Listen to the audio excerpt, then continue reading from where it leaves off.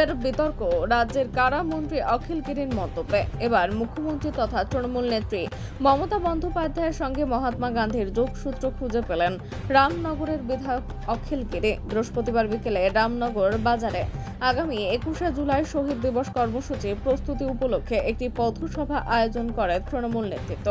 ওই কর্মসূচিতে বক্তৃতা রাখতে গিয়ে কারামন্ত্রী বলেন, মহাত্মা গান্ধী 1942 সালে ঘোষণা করেছিলেন করেঙ্গে ইয়ে মরেঙ্গে। তার 5 বছর বাদে ভারতবর্ষ স্বাধীনতা অর্জন করেছিল। আর মমতা বন্দ্যোপাধ্যায় 2006 সালে ঘোষণা করেছিলেন করেঙ্গে ইয়ে মরেঙ্গে। তার ঠিক 5 বছর পর 2011 সালে বামফ্রন্ট হটিয়ে রাজ্যে তৃণমূল কংগ্রেসের সরকার প্রতিষ্ঠিত হয়েছিল। এখানে মমতা বন্দ্যোপাধ্যায়ের সঙ্গে মহাত্মা গান্ধীর আন্দোলনের যোগসূত্র রয়েছে। এরপরেই মন্ত্রী অখিল গিরির ঘোষণা, আমরা রামনগরে শহীদ দিবস পালন করব 9 আগস্ট। ওই দিন রামনগর স্পোর্টস অ্যাসোসিয়েশনের মাঠে সভা করব। আমরা রামনগরের 21শে জুলাই, আমরা 9 আগস্ট শহীদ দিবস পালন করব। রামনগরে আরএস ময়দানে শহীদ দিবস পালন করব 9 আগস্ট। মনে রাখবেন, 1942 সালে ভারত ছাড়ো আন্দোলন, আমরা শহীদ দিবস পালন করব আরএস ময়দানে 1942 সালে যে 9 আগস্ট। করেঙ্গে মরেঙ্গে, আমাদের মমতা বন্দ্যোপাধ্যায় এখানে বামফ্রন্টের বিরুদ্ধে আন্দোলন করতে গিয়ে বলেছিলেন করেঙ্গে মরেঙ্গে, বামফ্রন্টকে উৎখাত করব, বাংলার মানুষকে মুক্তি দেব, তা না হলে আমি মরব, আমার নিজের জীবন দিব। ঠিক তিনি বলেছিলেন। যা 5 বছর পরেই আবার তিনি ক্ষমতা এলেন। কবে বলেছিলেন? 2006 সালে তিনি বলেছিলেন করেঙ্গে মরেঙ্গে। আর গান্ধীজি কবে বলেছিলেন? 1942 সালে। স্বাধীনতা কবে এলো? ঠিক 5 বছর পরে 47 সালে স্বাধীনতা এলো। আর মমতা বললেন 2006 সাল বামফ্রন্টকে তাড়াবো, না হলে আমি মরবো।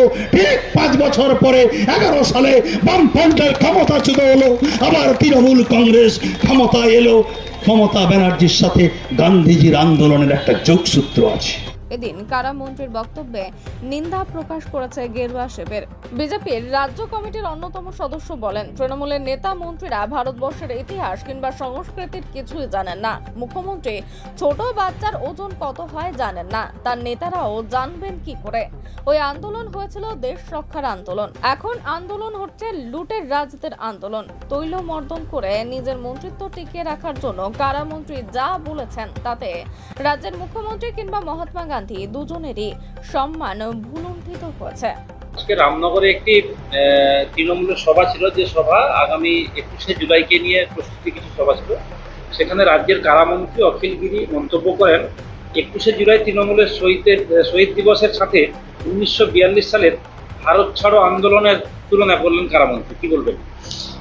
দেখুন, কারামন্ত্রী বলে ব্যাপার নয়, ব্যাপার হচ্ছে তৃণমূলের নেতা মন্ত্রীরা তাদের সর্বোত্তম নেত্রীর মতো ভুলভাল বকেন।